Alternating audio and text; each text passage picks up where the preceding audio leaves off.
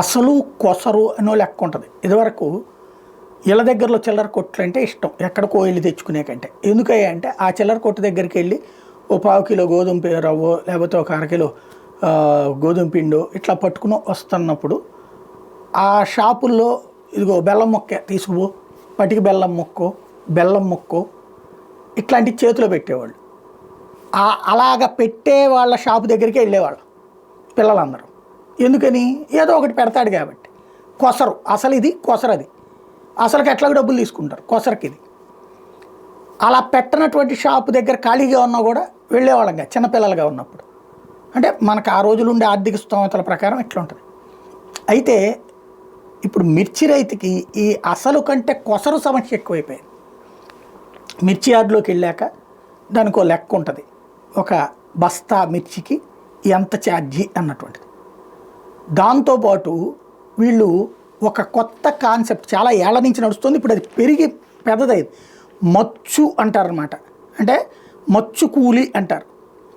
అంటే ఈ రాలి పడిపోయే వీటికి సంబంధించి కూడా ఏరి ఇస్తున్నారు కాబట్టి అని 4 రూపాయలు ఇచ్చేవాళ్ళు.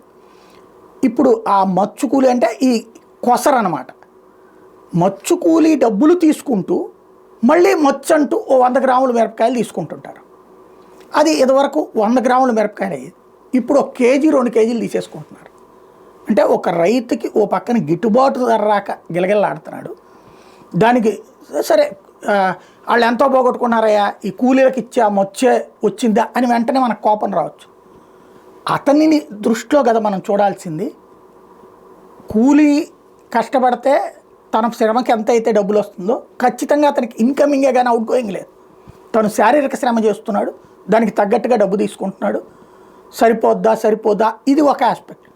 రైతుకి అట్లాగది గిట్టుబాటే కాక విలవిల్లాడుతున్నాడే. ఆ విలవిల్లాడే రైతు దగ్గర మళ్ళీ ఈ మచ్చు డబ్బులు ఇవ్వకపోతే అనుకోవచ్చు, మచ్చు కూలి ఇస్తున్నారు.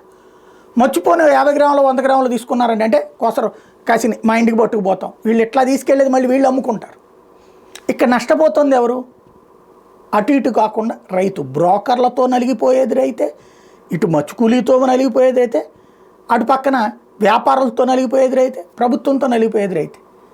రైతు కష్టంని కష్టజీవైనటువంటి వీళ్ళు ఎందుకు ఆలోచించరు అనేది ఇక్కడ ప్రశ్న.